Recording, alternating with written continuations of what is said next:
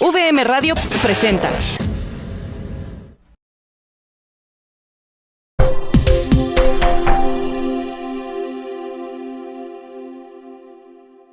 En VM existe la libertad de cátedra. Los comentarios emitidos por el autor de esta presentación son responsabilidad exclusiva del mismo y no necesariamente representan el punto de vista de la universidad.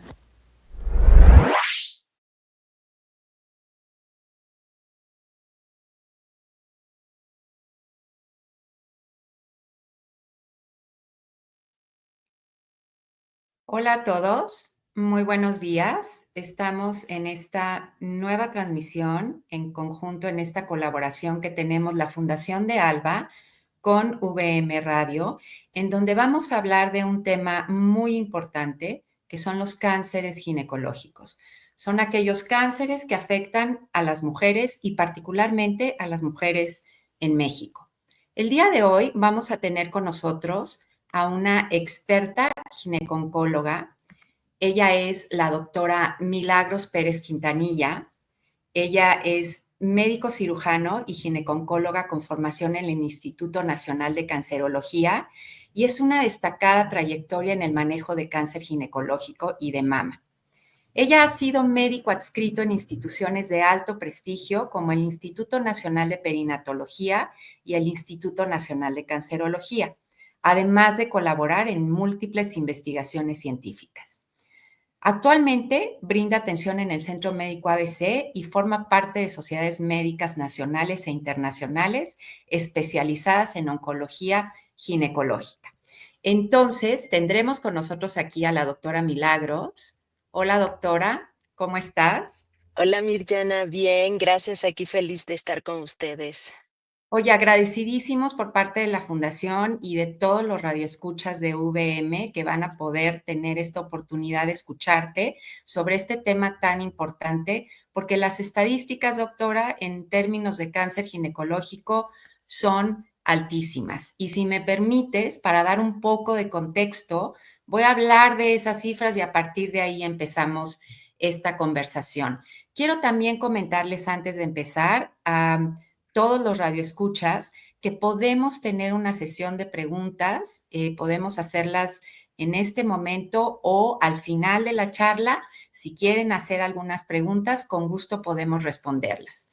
Entonces, la estadística es terrible en términos de cánceres ginecológicos, esos cánceres que afectan a la mujer.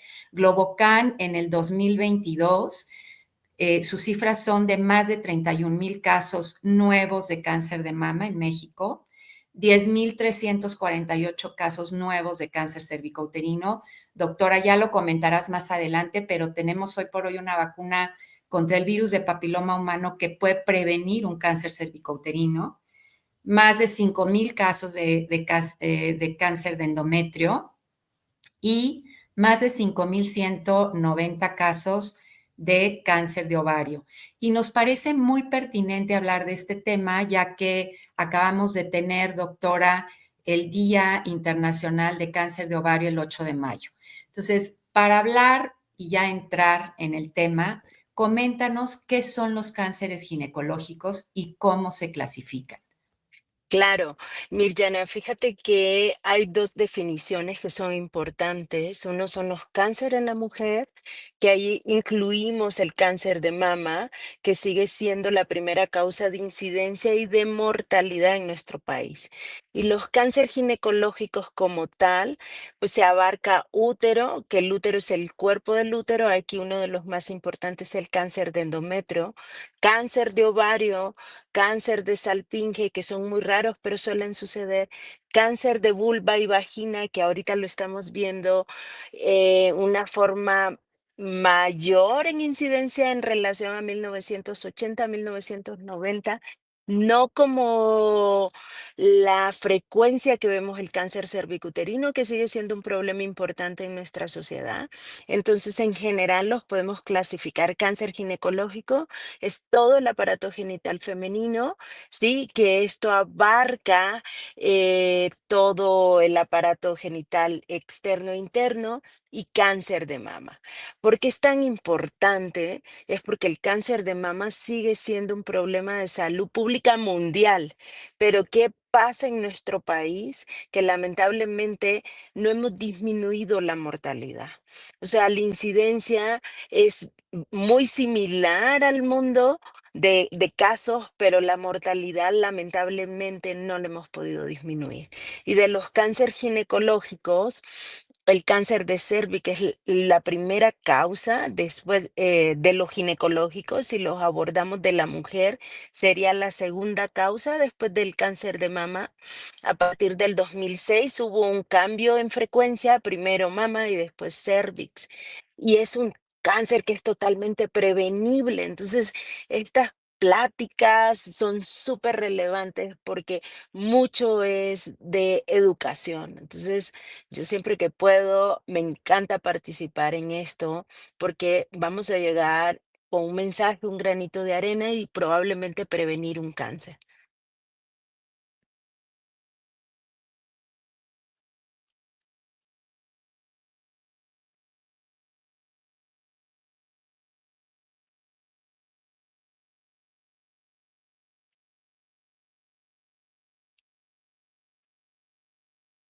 Estoy en mute. A ver, doctora, qué bueno que hiciste esta diferenciación de lo que son los cánceres ginecológicos y el cáncer en la mujer, que se clasificaría el cáncer de mama en esta categoría.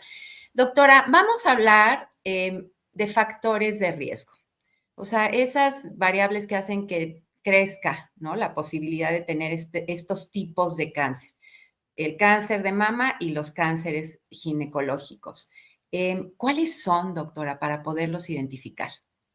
El primero, Mirjana, es ser mujer, ¿sí? Mm, Mama los tienen los hombres, los tienen las mujeres. Sin embargo, la diferencia es que la frecuencia en las mujeres hasta el 98%, en los hombres es del 2%. Entonces, para cáncer de mama, el primer factor de riesgo más importante es ser mujer. Se dice que una de 8 mujeres en algún momento de su vida va a presentar una lesión maligna de cáncer de mama. mm, Respecto a lo ginecológico, pues los factores pueden juntarse, ¿sí? Si hablamos exclusivamente de cáncer de cervix, vulva y vagina, el factor de riesgo más importante es la infección del virus de papiloma humano, ¿sí? Ese es como el factor que compartimos para todo el tracto genital externo, vulva, vagina y cervix.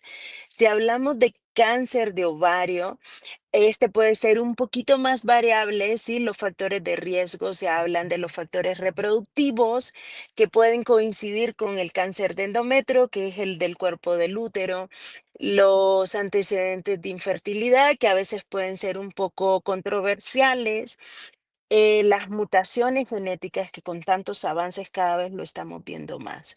Pero el principal factor de riesgo para esto es ser mujer, infecciones de virus de papiloma humano y antecedentes propios de cada persona, como es la menarca temprana, menopausias tardías, el sobrepeso, la falta de hacer ejercicio, que cada vez estamos trabajando en que llevemos un estilo de vida saludable. muy bien. Entonces, por lo que nos estás diciendo, de alguna manera, sí, estos tipos de cáncer, de cánceres, comparten algunos factores de riesgo. Y lo que acabas de mencionar al final es importante, doctora, porque hay factores de riesgo en los que sí podemos incidir, sí podemos hacer cambios y podemos tener decisiones diferentes respecto de nuestro estilo de vida. Sí, claro. Lo más importante, yo tengo muchas consultas de prevención que las Mm, pacientes están alertas por antecedentes familiares o porque la amiga, ¿no? O alguien cerca, a su círculo cercano padeció algo. Y entonces me dicen, dame algo, yo no quiero pasar esto, ¿qué hago? Y realmente las guías internacionales, el National Cancer Institute o nuestras guías nacionales, concentran en lo mismo, ¿sí, Mirjana? ¿Y qué es lo más fácil de hacer? En teoría lo más fácil, pero al mismo tiempo lo más difícil de hacer, Yes. que llevar un estilo de vida saludable, ¿sí? Comer sano, hacer ejercicio, acudir a nuestras revisiones, la vacunación, mantener los niveles de estrés relativamente estables, vivir en un mundo en teoría lo más sano posible, lamentablemente es lo más complejo de hacer. Completamente, doctora. A ver, tocaste un tema importante. A veces pensamos, si no ha habido cáncer en mi familia, yo es menos probable que me dé. Háblanos un poco del tema de este tipo de cánceres, cuántos se relacionan con la cuestión genética y hereditaria. Sí, claro. El cáncer de ovario, así como te mencioné de mama, que una de 8 vamos en algún momento de nuestra vida puede padecer un cáncer de mama. Generalmente la edad es mayor, ¿sí? Entre 50 y 55 años. Sí, no tanto en jóvenes. El cáncer de ovario, la frecuencia en teoría es de 1 en 70 mujeres y la edad de presentación es más o menos a los 60, 65 años. Cada vez estamos haciendo más diagnósticos por todos estos estudios claves, ¿sí?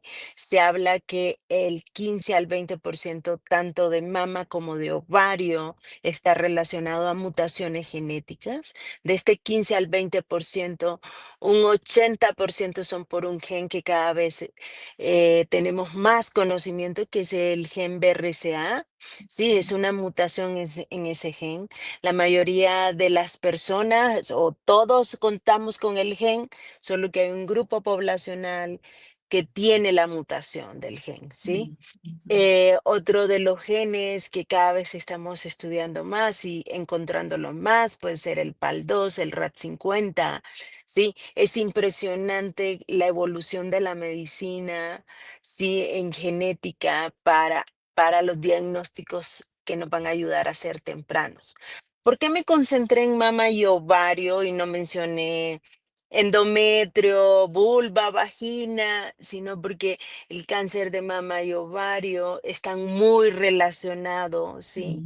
Y a esto le llamamos un síndrome mama-ovario, que quiere decir que pacientes que desarrollan cáncer de mama en edades menos de 55, 60 años, estoy en la obligación de valorar que esto no sea algo genético y que también predisponga a un cáncer de ovario o viceversa, ¿sí? Ok. Muy bien, qué bueno que haces esta diferenciación, doctora. Pero sabemos o tenemos esos porcentajes de los porcentajes o de la totalidad de los cánceres o de los diagnósticos de cáncer, ¿cuántos de ellos se relacionan con esta cuestión genética de mutación de genes? Sí, es el 15 al 20%, Muy bien. ¿sí? Y de ese 15 al 20%, 80% van a ser por BRCA.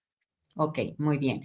A ver, doctora, pero hablemos también, porque tocaste el tema de la vacuna contra virus de papiloma humano para prevenir cáncer cervicouterino. Sí. Cuando hablamos de cáncer nos dicen cómo prevenimos y tú dijiste una cosa muy importante, estilos de vida saludable, vamos a bajar el riesgo. Pero prevención, prevención primaria.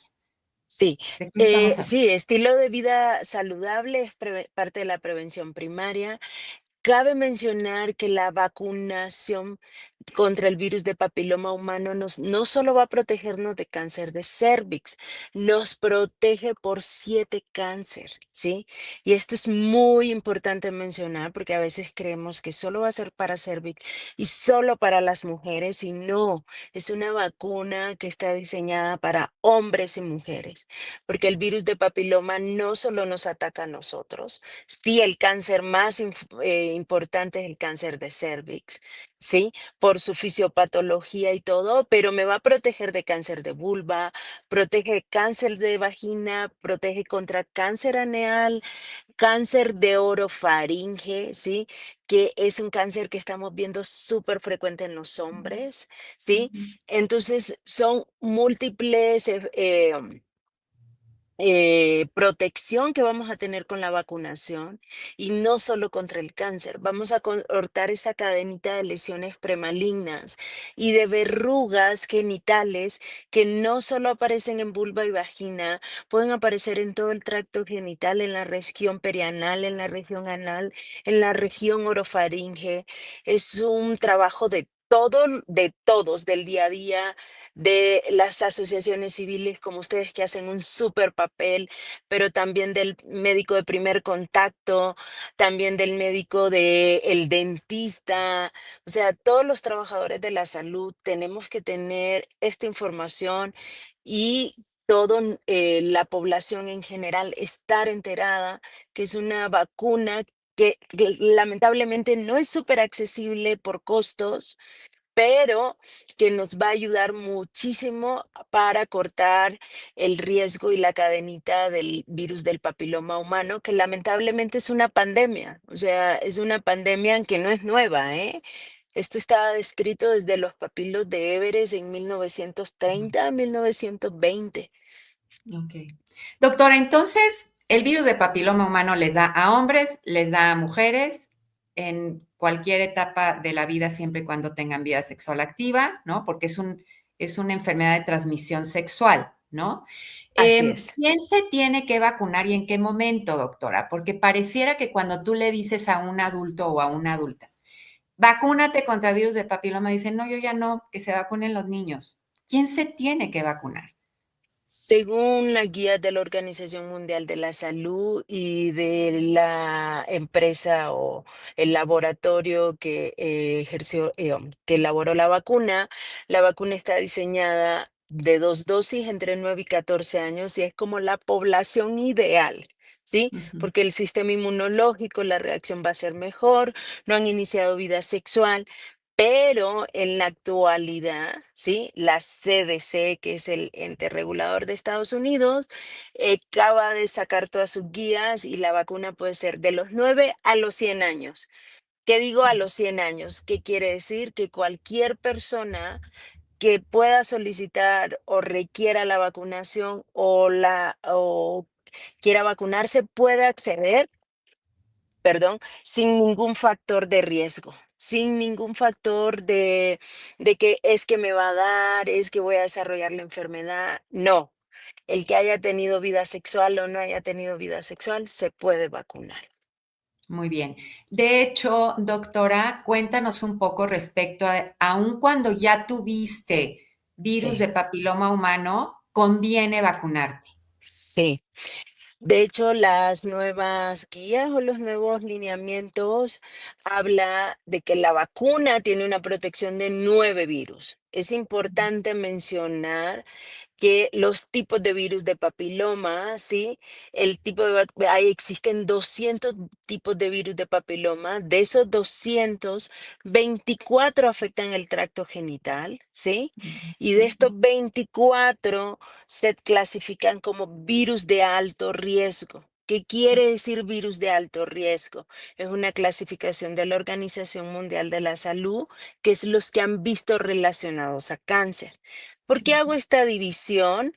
Porque es muy importante comprender por qué si yo ya me infecté me puedo vacunar. Y existen otros de bajo riesgo, que quiere decir que no están relacionados o no se han visto relacionados a cáncer, pero pueden desarrollar verrugas. Entonces, llega la paciente, te voy a poner un ejemplo del día a día, 40 años y tiene una lesión de virus de papiloma premaligna. Le tomo una PCR y me reporta el virus, uno de los virus más frecuentes, que es el 16. Y entonces ella me dice, ¿por qué me quiere vacunar si ya tengo el 16? ¿No? Entonces la vacuna te protege de 9 virus. Va a ser muy difícil que tengas de esos 12 o 24 virus que pueden afectar el tracto genital, ¿sí? Que tengas todos. Entonces es una mujer joven que puede tener una nueva pareja, una nueva relación sexual. Entonces tal vez no te voy a proteger del 16 porque ya estuviste en contacto, pero te voy a proteger de los 8 más que no te has infectado. ujú, Entonces, la vacuna no solo me protege de uno en específico. ¿Qué estoy diciendo? Traspolándolo a virus de papiloma. ¿sí? Eh, perdón, traspolando el virus de papiloma a COVID, es como cuando comenzaron a salir todos los tipos alfa, beta, delta, y la vacuna ahora debe ser cada año, y tú dices, ¿por qué me debo vacunar cada año? Estoy hablando de COVID, ¿sí? ¿Por qué? Porque las cepas van cambiando, ¿sí? Entonces, traspolándolo a virus de papiloma, si tengo 9 virus de los que me está protegiendo la vacuna, ¿sí? Y yo ya tengo uno, ¿sí? Pues la vacuna me va a proteger de los otros que no me he infectado. Muy bien. Doctora, ¿la vacuna en determinado momento atenúa el que ya tienes o no funciona así? Fíjate que como indicación específica dentro de las indicaciones de laboratorio no está, ¿sí? O sea, no está de que te va a atenuar el virus que ya tienes, pero hay investigaciones corriendo tratando de entender esa relación de que si ya te infectaste de un virus, la vacuna puede hacer una regresión de la infección del virus del papiloma.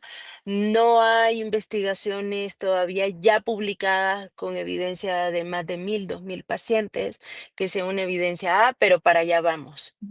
Muy bien. Doctora, tenemos una pregunta precisamente de la vacuna que me gustaría hacerte de una vez. Tengo 55 años, ¿puedo vacunarme? Sí, sí te puedes vacunar sin ninguna contraindicación. Aquí lo más importante son las dosis. Una paciente después de los 15 años, hayas o no hayas tenido vida sexual, necesitas 3 dosis. ¿Por qué? Porque el sistema inmunológico va a ser muy diferente entre niñas de 9 o niños de 9 a 14 años, que solo requerimos 2 dosis en relación a alguien que tiene ya más de 14, 15 años. Entonces, la respuesta es sí te puedes vacunar y lo ideal son 3 dosis. Muy bien. Son una dosis más sus dos refuerzos, ¿verdad, doctora? En todos los casos Eh, después de los 15 años. no le llamamos como refuerzo como Ok. tal, Mirjana, porque no es un refuerzo Mm, para tener la efectividad del 99%, 98%, que es lo que ofrece la vacuna, necesitas las 3 dosis. las tres Es una dosis. es una vacuna que no necesitas revacunar, ¿sí? O Ujú, sea, ujú, pones tus 3 dosis y se acabó. La evidencia científica del seguimiento de esta vacuna va a 16 años y si ujú, tú te pones tus 3 dosis, vas a mantener inmunogenicidad, es decir, anticuerpos. Lo que se va corriendo son 16 años, que es lo que tiene la vacuna en el mercado. ¿Por qué no muy bien. llamamos refuerzo? Porque no hay un refuerzo, sino para Ujú, poderte dar la efectividad, tienes que ser 3 dosis. El esquema es cero, es decir, la primera dosis, después de la primera dosis a los 2 meses de la primera y la tercera dosis es a los 6 meses de la primera. muy A bien. veces hay situaciones que te dice la paciente, hey, se me olvidó la de los 6 meses y no sé si debo de cumplir todo el esquema de vacunación nuevamente. Tenemos un año para cumplir todo ese esquema, si en dado caso pasaste la fecha específica y sigue siendo igual de efectiva. Muy bien. Y esa era la siguiente pregunta que nos hacen aquí en el chat. ¿Cuál es la frecuencia entre una y otra? Entonces, es la primera dosis, a los 2 meses la segunda dosis y a los 6 meses de la primera la tercera dosis. Sí. Muy bien. Cuando tenemos niños o niñas menores de 14 años, son 2 dosis. ¿Y cómo es el esquema? Cero y la segunda dosis es a los 6 meses. Muy bien. Muy bien. Doctora, ¿y quién pone esta vacuna? ¿Se pone, por ejemplo, en el sistema de salud público? ¿Cómo es? Si alguien quiere acceder a esta vacuna, ¿qué hace? Me río, Mirjana, porque ese es el mayor tema que tenemos, ¿sí? Cabe mencionar que en el mercado de México, sí, y ya casi en el mundo, solo hay 2 vacunas circulando. Una se llama cuadrivalente, que quiere decir que nos protege 4 virus, y la nueva, que es nonavalente, no es una vacuna nueva. Les dije que en Estados Unidos tenemos estudios hasta de 12, 16 años de seguimiento. Lamentablemente, la nonavalente, que es la de mayor cobertura, solo hay en el sector privado. Es una vacuna que llegó más económica que en otros países, pero lamentablemente no es de fácil acceso. Y lo ideal es vacunar las 3 dosis para que tengamos esa protección. El sistema público, el sistema de salud público está vacunando cuadrivalente, que es una vacuna buena. O sea, yo siempre les digo, prefiero que tengas la cuadrivalente a no tener nada. Lo Mm, controversial aquí es el esquema, ¿sí? ujú, El esquema, pues por cobertura solo se estaba aplicando una dosis, ¿sí? mm, Hay en ciertos países que una dosis ha funcionado, ¿sí? Pero cuando tenemos un sistema de vacunación súper efectivo, que tienes la vacunación de más del 30% de la población, entonces, pues como ya estás haciendo inmunogenicidad a la mayoría de la población, una dosis funciona. Pero ¿qué pasa cuando tienes un sector muy limitado, un circulito de personas? Pues una dosis sí es mejor que nada, pero no voy a tener la efectividad del esquema completo. mm. La cobertura en el sistema público creo que sí va a terminar en mayo, junio, y solo se estaba vacunando a niñas, ¿sí? En el quinto grado, perdón, de primaria. Entonces, Pero la eso, recomendación, doctora, es mamá, papá, que tengas un niño entre los 9 y los 14 años, niño o niña, vacúnalo. 2 dosis. vacúnalo 2 dosis. Eso es lo Muy bien. ideal. Y en el mundo ideal, son nonavalente, que es la que circula fuera del sistema público. Si te ofrece, perdón que haga este énfasis, pero si ofrecen cuadrivalente fuera de un sistema de salud público, no la aceptes. No la aceptes porque no sabemos si se cuidó la red de frío y en el sistema privado no hay cuadrivalente oficialmente. Muy bien. Qué bueno que puntualices esta información, doctora. Vamos a movernos un poquito más porque me gustaría muchísimo entrar al tema de los síntomas. ¿Cuáles son esas señales de alerta, doctora? Eh, Vámonos con cáncer de mama, cáncer de ovario y cáncer cervicouterino, ¿no? Así claro, brevemente, para que la gente esté alerta a estos síntomas. sí, esto es súper importante porque también es parte de nuestra prevención primaria, la educación. Cáncer de mama, de verdad, de corazón, el 80% de lo que sintamos en la mama no va a ser cáncer, ¿sí? Pero no importa, acude a tu médico, porque quiero encontrar ese 20% que se nos puede pasar por alto. ¿Cuáles son los principales síntomas? Un nódulo que sientes en la mama, que se mueva, que está endurado, que va cambiando. El dolor de mama suele ser controversial. Algunos médicos dicen el cáncer no duele, pero Ujú, las pacientes pueden sentir cambios, o sea, sientes como una mayor compresión, molestias, ¿sí? ujú, Pero el principal síntoma son nódulos, un nódulo sólido en el tejido mamario, que tú no identifiques, de ahí la importancia de autoexplorarnos nuestras mamas, de estar muy consciente de lo que pasa en nuestro cuerpo.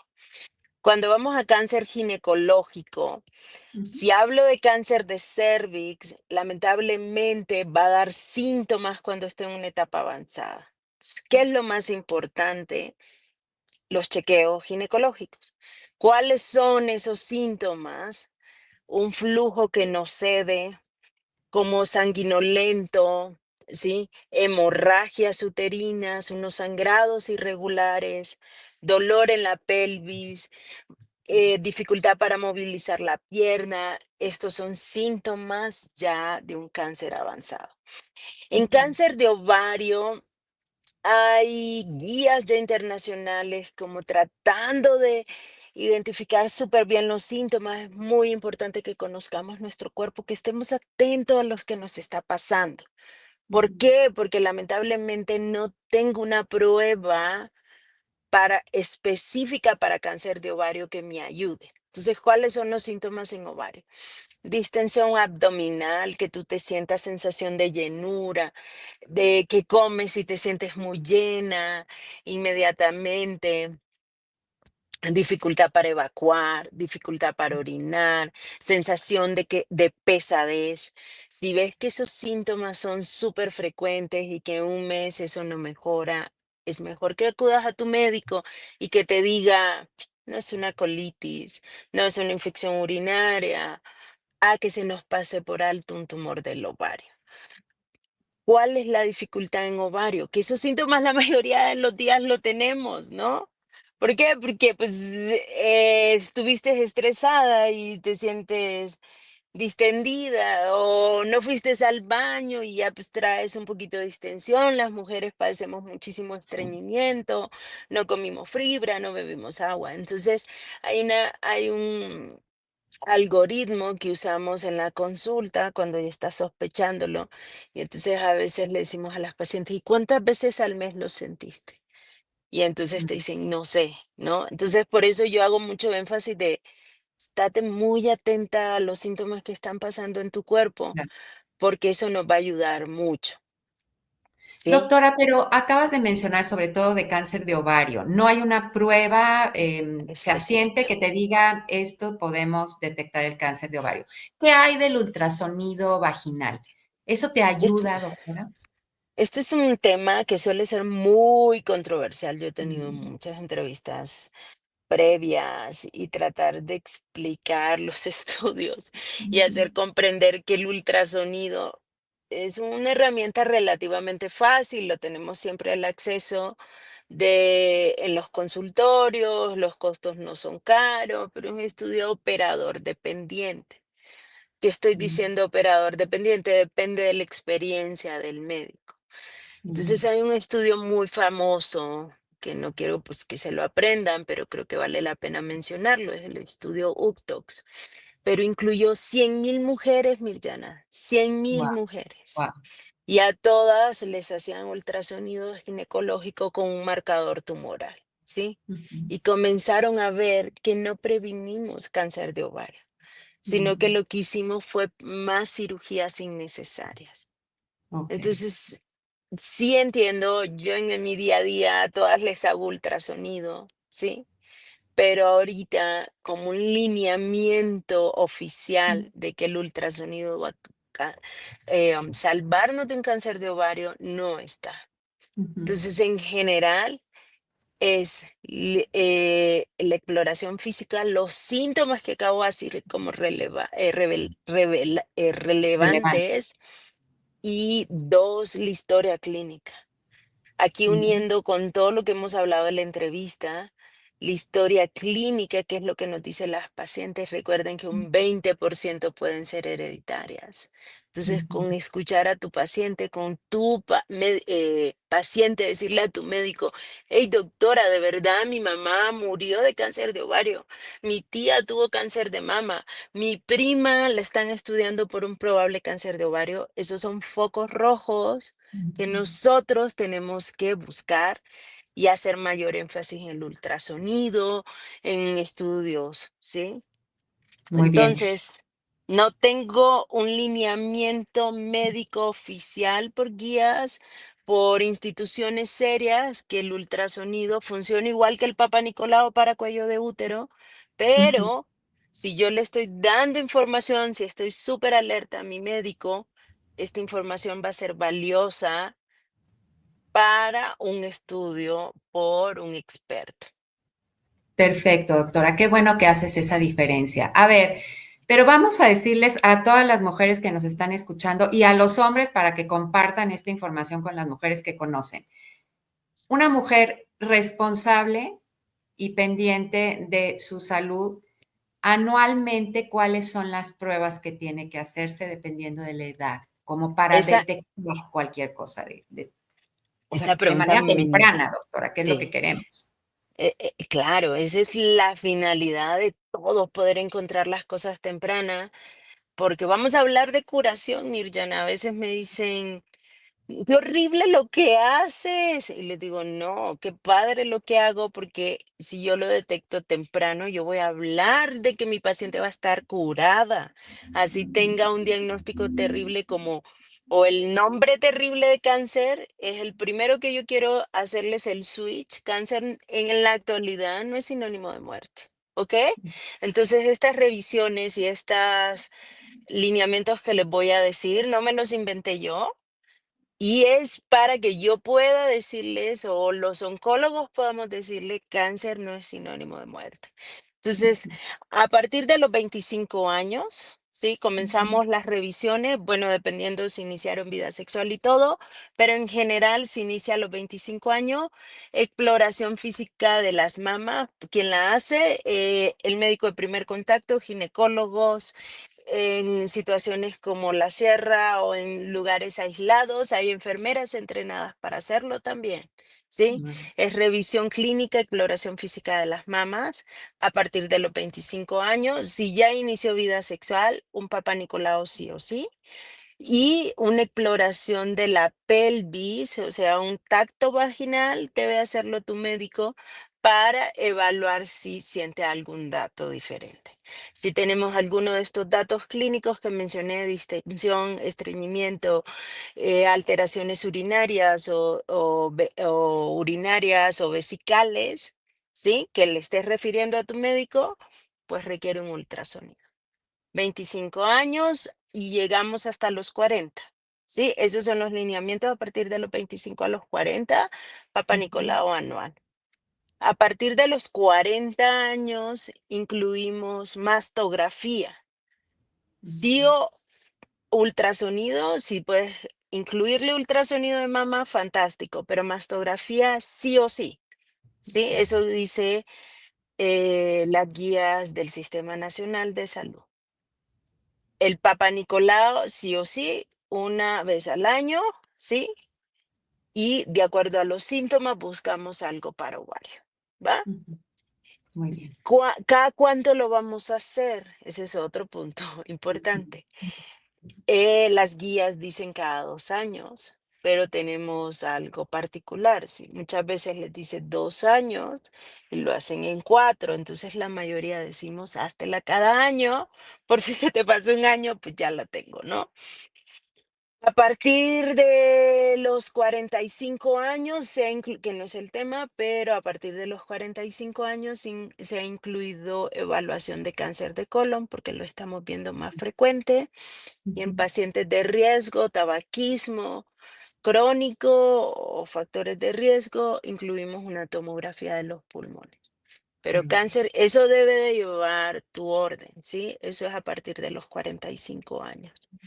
¿Ah? Doctora, ¿el tabaquismo está relacionado con alguno de estos tipos de cánceres? Sí, sí, sí, sí, súper relacionado. Está relacionado. Uno de los factores de riesgo más importantes para cáncer de cuello de útero, cervicuterino, vulva y vagina. La Mm, paciente que fuma tabaco, ahorita hay varios estudios con el uso de marihuana. La paciente que fuma tiene el tabaco que se comercializa normalmente va a tener un riesgo mayor para cáncer de cuello de útero. ¿Y por qué? Porque hace una persistencia. Cambia mm, el pH de la mucosa, de la vagina, el espesor del moco cervical y va a hacer que el virus del papiloma persista ahí.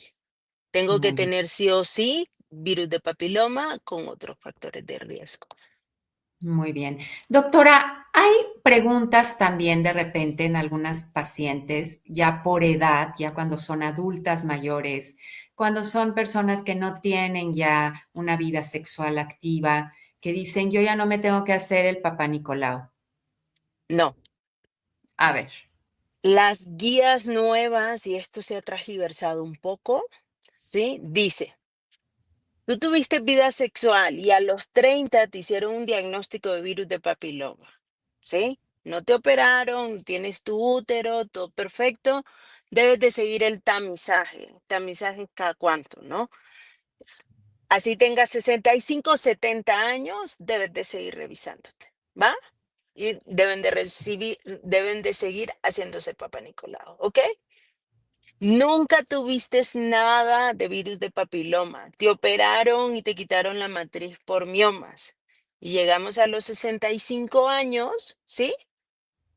No requieres ya realizar Papá Nicolau, la prueba, pero no es que vas a dejar de ir a tu médico y que ponga un espejo vaginal y cheque el cuello del útero, revise la vulva y la vagina, que evalúe que no haya nada de tumores en el ovario, porque es la edad de riesgo de mayor presentación de los cánceres.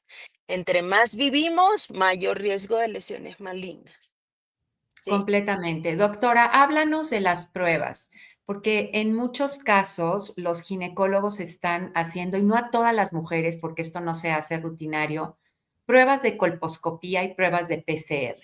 ¿Qué es esto, doctora? Porque hay mujeres que dicen, oye, es que además del Papá Nicolau me hicieron una colposcopía. ¿Qué es esto?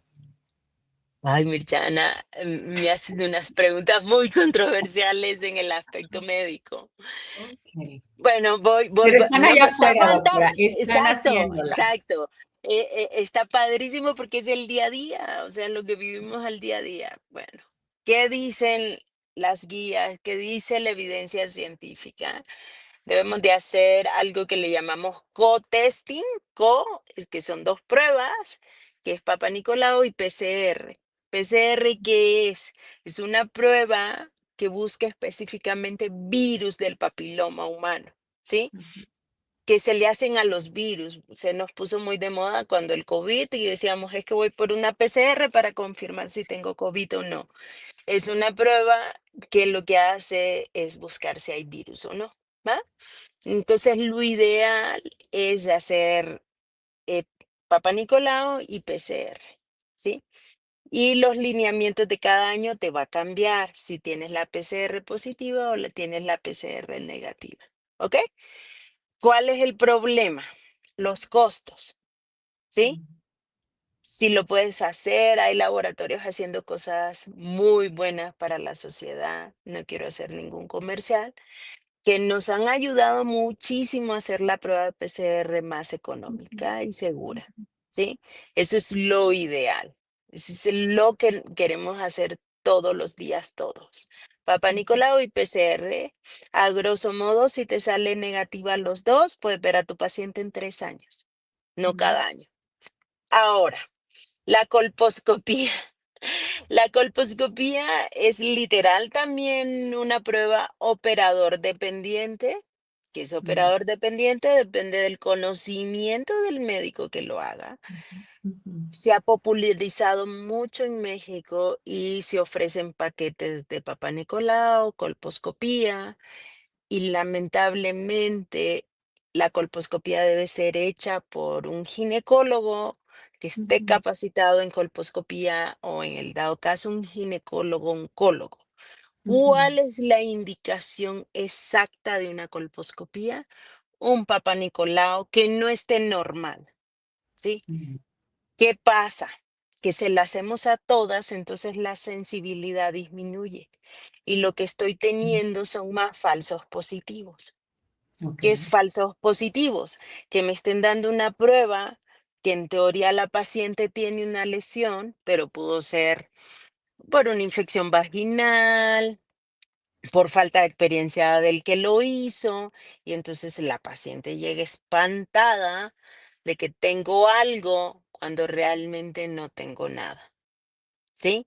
Entonces, la indicación de la colposcopía estrictamente es después de un Papa Nicolau que no esté normal o que mi prueba de PCR de virus de papiloma humano me reporte positiva a una lesión o a un virus de alto riesgo. Entonces, la mm, colposcopía a la población en general no está indicada. ok. Doctora, hemos tenido casos en la fundación en donde el hombre es quien tiene el virus de papiloma humano. Cuando un hombre tiene virus de papiloma humano o la mujer tiene virus de papiloma humano y son pareja, ¿cómo se atiende a ambos? ¿Cómo se les trata a ambos? Sí, esto es súper interesante porque cuando hablamos de virus de papiloma humano no es exclusivo de la mujer. Sí, Ujú, es un problema. Yo les dije, hey, el hombre le puede dar cáncer de pene, puede darle cáncer de ano, le puede dar cáncer de orofaringe. Entonces, el abordaje de la mujer, de la pareja con virus de papiloma humano, como lo estoy diciendo, es integral para hombres y mujeres. Si tengo un hombre con una lesión de virus de papiloma humano, esa mujer estrictamente se tiene que revisar. O viceversa. ¿Qué pasa? Es más frecuente que veamos lesiones en las mujeres porque tenemos mucosa en los genitales. Y el hombre en el pene, pues es tejido estratificado como la piel, como los ujú, brazos, entonces, porque el pene está expuesto, entonces la probabilidad que haya un virus o algo es mucho, que haya lesiones, no el virus, que haya lesiones es menor que nosotras. ujú. Pero los lineamientos son una mujer con virus de papiloma de alto riesgo, ese hombre debe ser revisado por urología. Muy O bien, si es el hombre, esa mujer debe ser revisada con ginecología. muy bien. Pero entonces el hombre, el médico especialista es el médico urólogo, doctora, con quien tienen que acudir. Sí, sí, el hombre en general debe acudir al urólogo. Sin embargo, el curso o diplomado, que normalmente son de 6 meses, se hace el abordaje a hombres también, ¿sí? Hay ciertos oncólogos que están capacitados para el abordaje del hombre o ginecólogos que se capacitaron para colposcopía y pueden estar capacitados para la revisión del hombre. Pero lo más fácil de encontrar va a ser un urólogo que están capacitados en la revisión integral de los hombres. Muy bien, perfecto. Doctora, ¿qué barreras tienen las mujeres hoy por hoy cuando la prueba de Papá Nicolau en realidad, pues es un tamizaje que ni siquiera es tan costoso, que tenemos muchos años en México teniendo información sobre la prueba de Papá Nicolau, que se hace de manera rutinaria cuando las mujeres vamos al ginecólogo? ¿Qué barreras estamos enfrentando o enfrentan algunas mujeres en algunos sectores como para no tener estas pruebas de tamizaje? El Papa Nicolau está desde 1960 y sigue siendo una prueba vigente. Ujú. Las barreras son múltiples, Mirjana, lamentablemente, culturales, educativas, acceso al sistema de salud. Tú dices, parece fácil, ¿no? Hacerlo.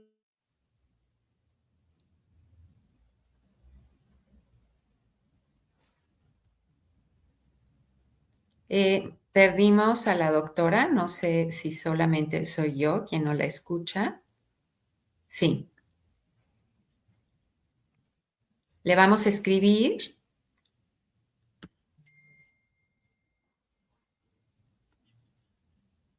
Pero bueno, lo importante aquí, y quiero hacer este anuncio para comentar que la Fundación de Alba podemos dar conferencias informativas sobre todos estos temas, cáncer en la mujer, y abordamos de manera integral información para cáncer de mama, cáncer cervicouterino y cáncer de ovario. Y tocamos todos estos temas que se están abordando el día de hoy: factores de riesgo, síntomas, cuáles son aquellas pruebas que se requieren para la detección oportuna de estos tipos de cáncer, la vacunación contra virus de papiloma humano, quién debe hacérsela, por qué, en qué momento, cuántas dosis de vacunación. Podemos incluso también apoyarlos a orientarlos, acompañarlos, a informarlos sobre el sistema de salud, dependiendo de qué derecho a biencia se tiene. Podemos hacer todo este trabajo de acompañamiento.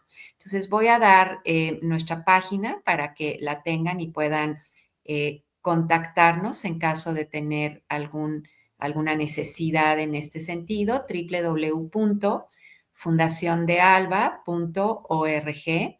Ya te tenemos aquí de regreso, doctora, y aproveché para dar la información de la fundación y que se acerquen con nosotros porque podemos orientarlos y podemos informarles y acompañarlos sobre todos estos tipos de cáncer. Sí, comentábamos, doctora, antes de que te fueras, que es importante el tema de las barreras. Las mujeres enfrentan muchos tipos de barreras para acceder a estas pruebas de tamizaje que les permitan tener un diagnóstico oportuno. No te escuchas. Les comentaba que habían barreras culturales, educativas, eh, de recursos, de calidad de los estudios, de accesos a los sistemas públicos y que pues lamentablemente depende mucho de políticas de salud y de romper mitos también. Entonces la educación es vital en todos los sentidos. Y que, Completamente, doctora. Vamos a ir cerrando, no tenemos ahorita ya preguntas. Con mucho gusto nos las pueden enviar y podemos reenviárselas a la doctora para que sean respondidas. Doctora, ¿qué mensaje le enviarías o le mandarías a la gente, hombres y mujeres, para cerrar y que se quede como ese mensaje clave que haga este cambio del chip de que cáncer no es igual a muerte? eh, es que la salud es un papel de todos, todos, que espero que en esta charla a algunos se le haya quedado un poquito de información y que la transmitamos a todos, que la prevención realmente funciona, que la educación es vital en todos los sentidos y que el acudir a tu médico, vacunarte y llevar un estilo de vida saludable, vamos a verlo reflejado en nuestra salud y en la salud de todos, de toda la familia, de todo el entorno, del amigo, del vecino, de todos, y que es un papel para todos, no es solo exclusivamente para el sistema de salud. Muy bien. Muchas gracias, doctora Milagros Pérez. Te agradecemos muchísimo que hayas venido con toda esta información y que la hayas dado de una manera tan clara para que sea entendida por todos. Les agradecemos a todos los que se conectaron el día de hoy otra vez y muchas gracias a VM Radio por esta maravillosa alianza que nos permite llevar información valiosa para salvar vidas. Yo quiero agradecerles a ustedes, Mirjana, a Fundación de Alba, a VM, a todos los que se conectaron, porque sé que vamos a hacer un poquito de un granito de arena para llevarlo y transmitirlo a todos. Y de corazón quedo a su disposición. Mis redes sociales en general son Gineonco CDMX y puedo contestarles todas las dudas, preguntas y trato de subir información basada en evidencia que podamos responder las dudas que tenemos al día a día. Gracias. Muchísimas gracias, doctora. Gracias a todos y muy buena mañana. Una producción de VM Radio.